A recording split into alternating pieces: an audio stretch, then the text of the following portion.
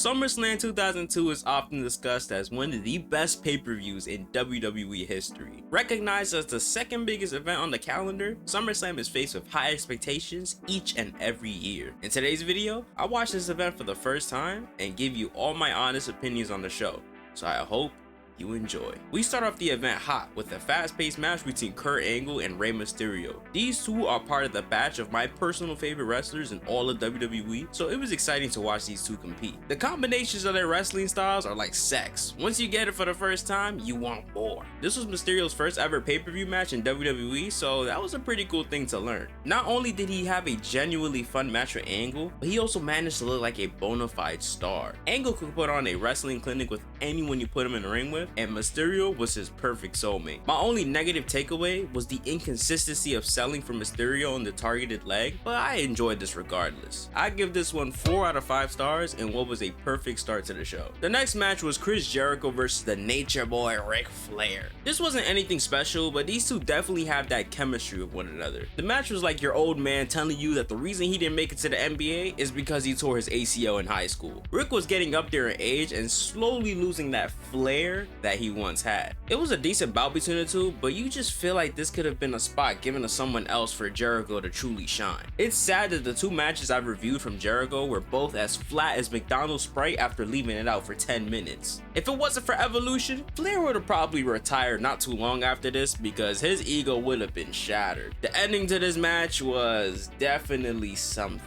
Jericho had Flair in a figure 4 and he reached the ropes but tapped out at the same time. This led to confusion, which gave Flair the chance to play dirty, put Jericho in the figure 4, and win the match. You were able to hear the crowd audibly die because they were just as confused as I was when humans started identifying themselves as animals. This match gets 2 out of 5 stars. The following match was Eddie Guerrero versus the ultimate opportunist, Edge. This was a fun viewing experience because I haven't watched a lot of Eddie matches growing up, but I've always been a fan of his because of the clips that always pop up online. Always hearing about him being one of the greats, but never actually checking out the work that he has out there. Edge is also one of my favorite wrestlers, so seeing him before he blossomed into a legend was pretty cool as well. Man, these two could wrestle their asses off, but from what I gathered from the commentary was that Eddie was jealous of Edge because he was the new sex symbol in WWE? Somebody went into the creative meeting, pitched this bullshit, and everyone agreed that this was the perfect story to present at our second biggest show of the year. Luckily, this match was decent enough to ignore the shitty creative. Eddie is so damn smooth in that ring and targeted Edge's arm for a majority of this match. See, the problem was that despite the limb targeting, it seemed like it didn't phase Edge from hitting his big power moves, so Eddie's game plan looked ineffective. This was a fine match for SummerSlam. I had fun watching this, but it wasn't anything spectacular. I give this 3 out of 5 stars. The following match was Booker T and Goldust versus the Un-Americans for the tag team titles. The story of this was as obvious as Rihanna's forehead from a 4-mile radius. The typical I'm against America gimmick that has been played out since the 90s. WWE truly wasn't afraid of going for gimmicks like this after the 9/11 tragedy, which is ridiculous because this was their way of uniting the country. This tag match was actually fun though, and the crowd was active for this. This match definitely didn't deserve to be on SummerSlam, but both acts were over for the most part and the people wanted to see new champs crowned. The entire match was full of shenanigans with possibly the dumbest ref known to man. There were multiple spots that he just blatantly ignored that makes you question how he got the job, and the dumbest one was when Test interfered. The referee clearly saw this man and had to play the dumb role and act like he was too hurt to use that noggin of his. This match gets 3 out of 5 stars because it was fun but nothing memorable and a little bit too much of the shenanigans. The next match was Chris Benoit versus Rob Van Dam for the Intercontinental title. This was a clash of two completely different styles that ended up meshing pretty well together. RVD has that fast-paced, high-flying moveset, while Benoit is more of a break you down on the mat, technical masterclass type of wrestler. And that is exactly what you got out of this match. Benoit was breaking down RVD for a majority of the time, and this is what I love about wrestling. When you target a specific body part trying to leave your opponent at a significant disadvantage. But this wasn't just any regular limb targeting. This was unique offense to keep pressure on it, and I loved every second of this. RVD also got in his usual high flying spots in this, but he had to grind it out and adapt to this offense that he was on the receiving end of. I felt like this wasn't the best match that these two could put on though, but it is definitely the kind of bout that you like to see for an Intercontinental Championship. I give this match 3 out of 5 stars because I had fun, but I feel like these guys could give you more. The following match was Test versus the American Badass UnderTaker. Why the fuck is this even a thing? Test, as you guys know, was a part of the faction Un-Americans, so by default, the person on the other end was receiving cheap pops. Like I mentioned in my Mania 19 video, go watch it if you haven't already, Taker doesn't have the best chemistry with other big men. This was the prime example of that put in full display. This was literally a slogfest filler match that has no business being on the second biggest event of the year. This was their fighting for our country match, and this has to be a bigger disgrace than the Mets franchise. This match was like the smell of an Outback restaurant on a random Tuesday evening. Absolute donkey ass. I just don't get who was the target audience for this, because it seemed like the only reason why people gave an ounce of damn was because Taker was a part of this. An awful match that should have never seen the day of light. I give it 2 out of 5 stars. The next match was the Heartbreak Kid Shawn Michaels versus The Game,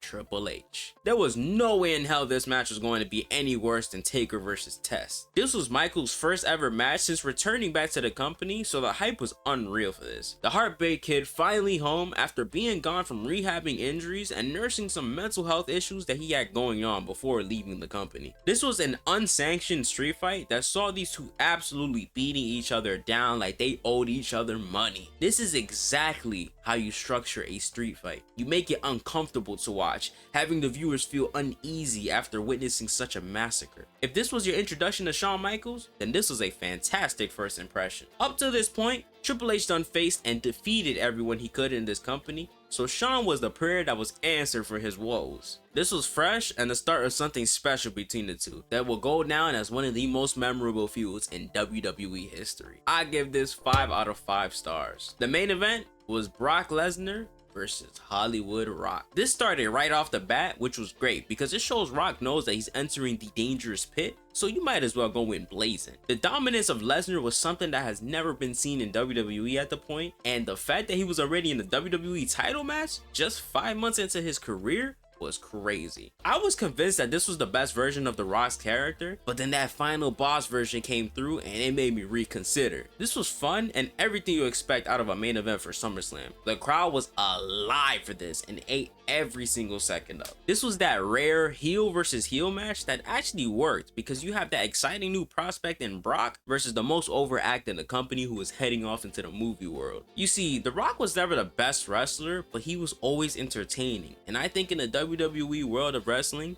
that is exactly what you need to survive. It's always cool to see that Brock actually used to wrestle back then rather than being a straight suplex machine that he is now. This is a fun match that I really enjoyed with all things considered. This receives 4 out of 5 stars. Overall, the 2002 edition of SummerSlam receives 26 out of 40 stars, but it was a fun event nonetheless. I can't wait to cover more SummerSlams in the future to see how this one holds up to really deem it the best SummerSlam of all time. I hope you all enjoyed the video. Make sure you like, subscribe, and comment down below your favorite moment from this event. I hope you all have a great rest of your day, and I'll see you all in the next one.